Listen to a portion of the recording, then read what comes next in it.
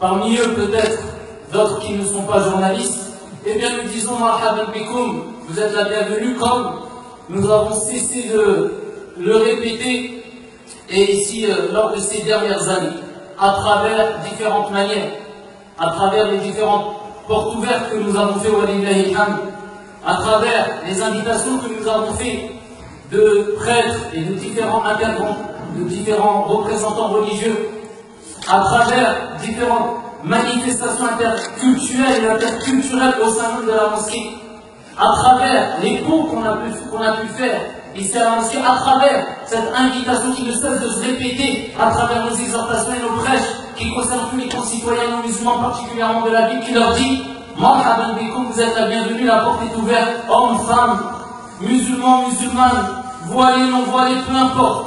On a cessé de le répéter walillahi hamd et on affirme bien haut et bien fort, vous êtes la bienvenue. Comme juif, voici le titre, vous allez retrouver encore cette condamnation. Titre du vendredi, message clair à tous les extrémistes. Il y a des années de cela, vous la retrouvez sur internet. L'islam est-il contre les juifs et les femmes? Le titre est clair, vous tapez, vous retombez sur ma condamnation. Ici, des extrémistes qui sont contre les juifs et contre les femmes qui sont tombés ici dans l'exagération et dans l'excès. Eh bien, ça fait des années que j'ai fait cette exhortation. Conseil aux prisonniers, ça fait des années que vous tapez conseil aux prisonniers et vous allez retrouver cette exhortation que j'ai dit même dans cette mosquée-là. Et ça fait des années. Conseil aux prisonniers, à ceux qui risqueraient de tomber dans des dérives extrémistes, car vous savez très bien que beaucoup de dérives extrémistes se passent dans les prisons. Intitulé d'une autre khutbah d'un autre sermon, Takfir, Khawarij, extrémisme, condamnation de tous ces actes ignobles commis par des gens qu'on appelle Takfiriyoun, qui sont tombés dans le Takfir, dans les Khawarij, et cela n'a valu même des menaces venant de leur part, de Daesh et compagnie, mais cela on ne le souligne pas assez malheureusement. De se demander si, en tant que musulmans, nous devions encore une fois nous justifier devant nos compatriotes comme si nous étions des présumés coupables, mais devant les amalgames et les confusions qui risquent de nous faire subir une nouvelle vague de stigmatisation et d'actes islamophobes, nous ne devons jamais nous lasser de dire et redire haut et fort que l'islam authentique est à des années-lumière de l'idéologie de haine de ces criminels terroristes. Et le prêche est long, mais il rejoint tous les prêches que j'ai fait depuis des années, que j'ai cités, qui sont datés et qui sont sur internet, concernant la condamnation et l'égarement théologique, idéologique de ces personnes-là qui n'ont rien à voir avec l'islam. Et je profite pour implorer notre Seigneur Allah, l'unique Dieu, ici d'apporter la sécurité à tous les concitoyens français, de nous permettre de vivre en sécurité et continuer à pratiquer ici notre religion comme nous le faisons depuis des années. On remercie Allah, Dieu, de nous avoir permis, et je remercie Dieu pourquoi? Parce que notre prophète a dit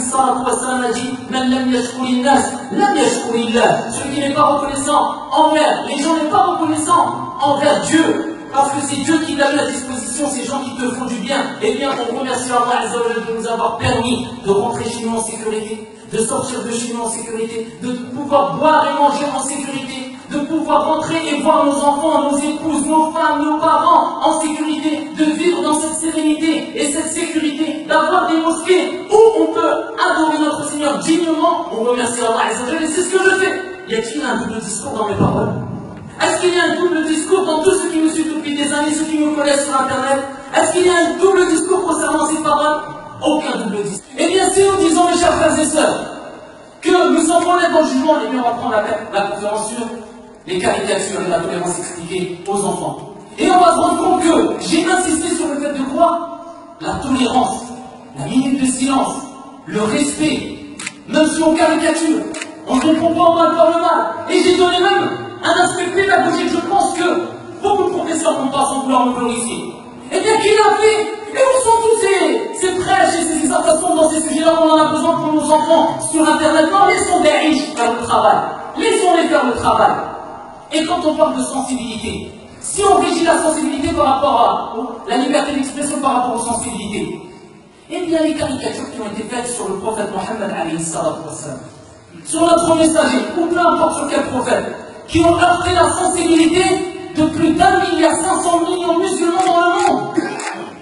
Et bien quand tous les musulmans du monde, bien sûr, on a toujours le groupe intégriste extrémiste qui justifie leur égarement, mais et qui ont, de façon pacifiste, qui ont dit, moi je ne suis pas d'accord, et bien on a dit, 1,5 milliard de musulmans, on a offert leur sensibilité, liberté d'expression avant tout, il n'y a pas de droit qui est interdit.